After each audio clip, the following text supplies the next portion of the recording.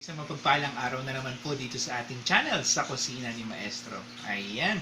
So, maraming salamat po in advance. Ayan, nagpapasalamat po ang inyong Maestro in advance sa patuloy na inyong pagsubaybay at panonood dito sa ating channel. Ayan. So, patuloy po kayong manood para sa mga recipe na kung saan sobrang bilis at sobrang dali, na kung saan may mga kakaibang twist, or should I say maiba naman when it comes to your menus and dishes sa inyong mga tahanan, so na hindi nangangailangan ng pagkalaki-laking budget sa inyong pagluluto. Ayan. So maraming salamat po muli sa inyong mga pagsubaybay sa inyong panonood sa ating channel. Ayan. So at this point, ayan, magluto po ulit tayo ng meat, and definitely that is pork.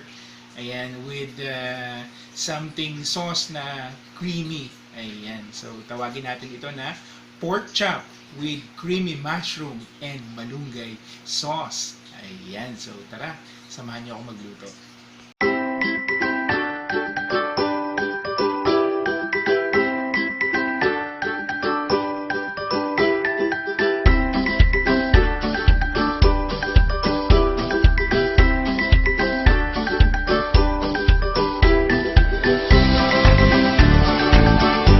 Okay, so ito naman ang kumpletong ingredients ng ating dish for today. Ayan, so yung ating meat or yung ating pork chop. Ayan, so 3 pieces composed of 3 pieces na pork chop, half a kilo ng ating pork chop. Ayan, yung ating mushroom, 200 grams. Yung ating malunggay, 1 cup, shredded na siya. Yung ating evaporated milk, 370 ml. Yung ating breading mix, instead na flour ang ating gagamitin, 10 grams. 50 grams ng butter. Ayan. Yung ating red onion, in-slice ko lang siya. 3 cloves ng garlic, hiniwa ko lang siya ng maliliit. At yung ating ground black pepper. Ayan. Gagamit din tayo ng asin at ng cooking oil para sa pagpapride ng ating pork chop. Okay, so ang kumpletong listahan ng dish na to, ipa-flash ko sa inyong screen right after this.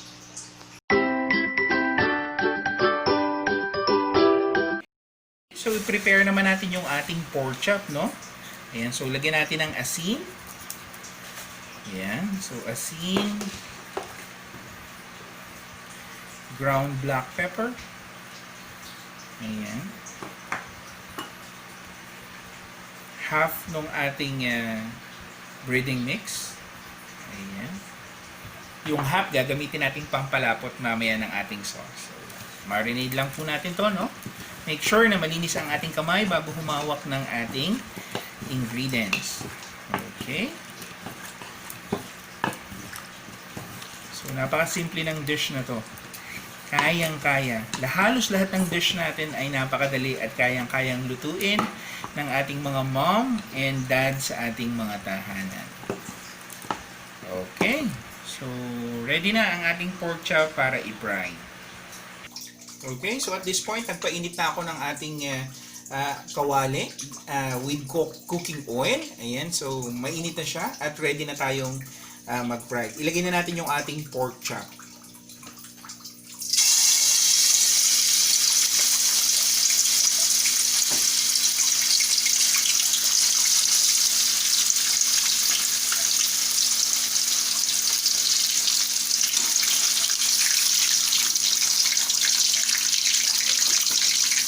Make sure ang ating apoy ay nasa katamtamang init lamang.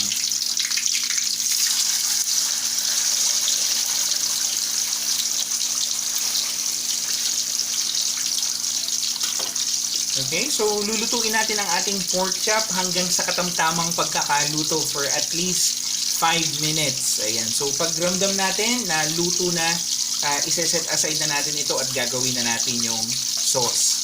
Okay, so hindi siya masyadong kinakailangang toasted or golden brown ang pagkakaluto. Okay? So, in 5 minutes, ipi-flip na natin siya for another cooking of other side ng ating pork chop. Okay? So, at this point, baliktarin na natin yung ating pork chop. Ayan. So, almost or semi-golden brown na yung ating pork chop. So, halos luto na siya. Okay, so another at least 5 minutes. Then right after, iseset aside na natin ang ating pork chop. Okay, so at this point, ready na ang ating pork. So, iseset aside na natin to, no? And as you can see, hinati-hati ko na siya kasi masyadong malaki yung pagkaka-slice ng pork. So, at this point, set aside na natin.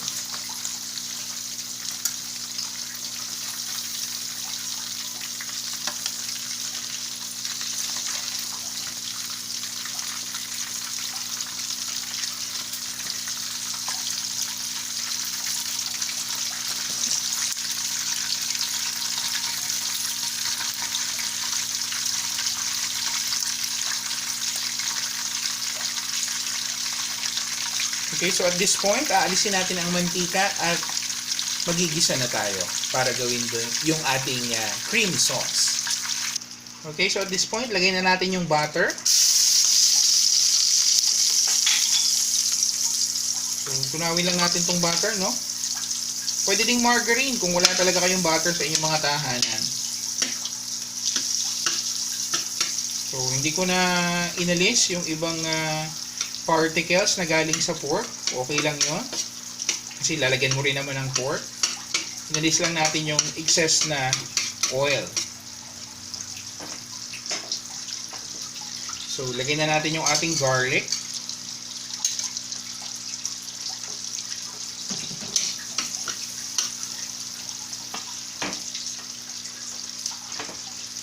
Yung ating onion, hindi ko naiintay maging golden brown yung garlic. Ayan. So, sabayin na natin.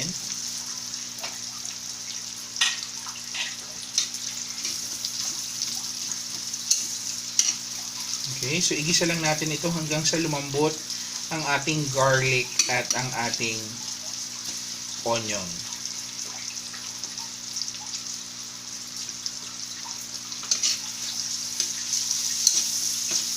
So, instead na ordinaryong pork chop, fried pork chop ang ating gawin. So, para medyo may sauce, ayan, this is the one of the dish na pwede nyong gawin sa inyong mga pork chops or even other meats.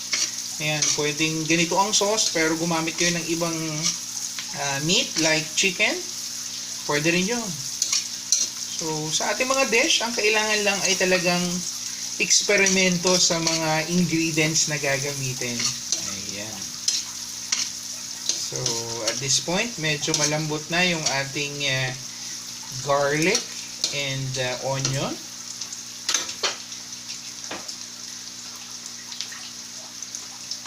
Lagay na natin yung ating mushroom.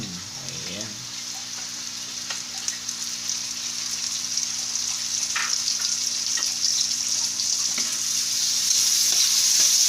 So, gisa lang natin ito, no?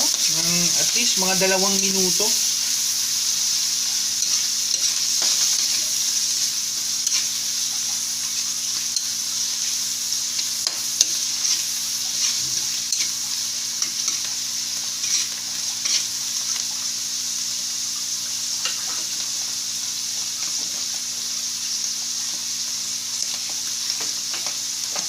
Lagyan na natin yung ating malunggay. Ayan, para healthy.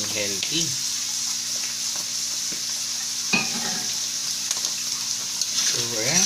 Tuloy lang natin ang paggisa.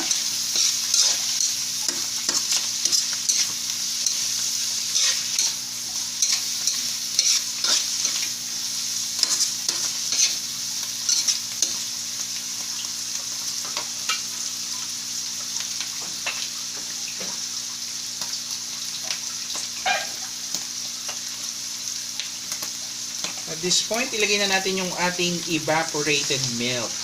Ayan.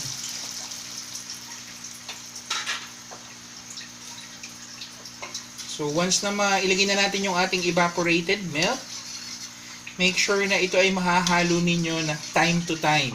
Pero dahan-dahan lang ang paghahalo. Kasi pag hindi ninyo ito nahalo, time to time, magkakaroon ng bubbles at hindi magiging maganda ang texture ng ating sauce. So, bahagya or dahan-dahan, time to time, once nakukulo ay ating hahaluin ng dahan-dahan. Okay? So, pakukuluan lang natin to, no? Itong ating sauce hanggang sa unti-unting mag-evaporate. Okay, so at this point, ilagay natin yung half ng ating breading mix. So instead na ang gamitin natin ay cornstarch, okay to, mas malasa pa. Ayan, so haluin lang natin ang bahagya para maging malapot yung ating or creamy yung ating sauce. Ayan.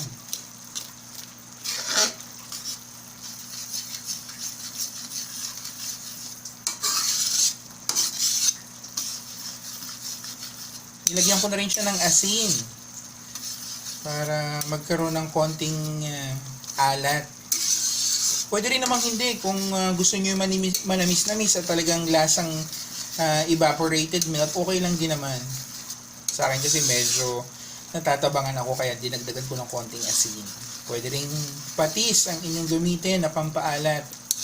Mas malasa yon. At this point, pwede na nating ilagay yung ating pork chop.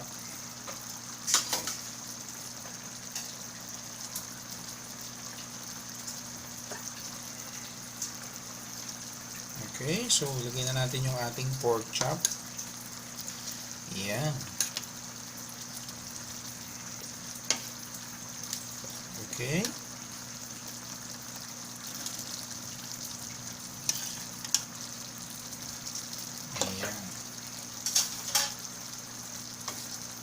Bahagyan ulit natin itong haluin. Ayan. So, kung inyong mapapansin, nagiging sticky na yung kanyang sauce. Ayan, lumalapot na siya. Pakukuluan pa natin ito for at least 2 to 3 minutes para totally mag-evaporate na at maging creamy or sticky yung kanyang sauce. Okay, so 2 to 3 minutes na pagpapakulo at ready na ang ating dish.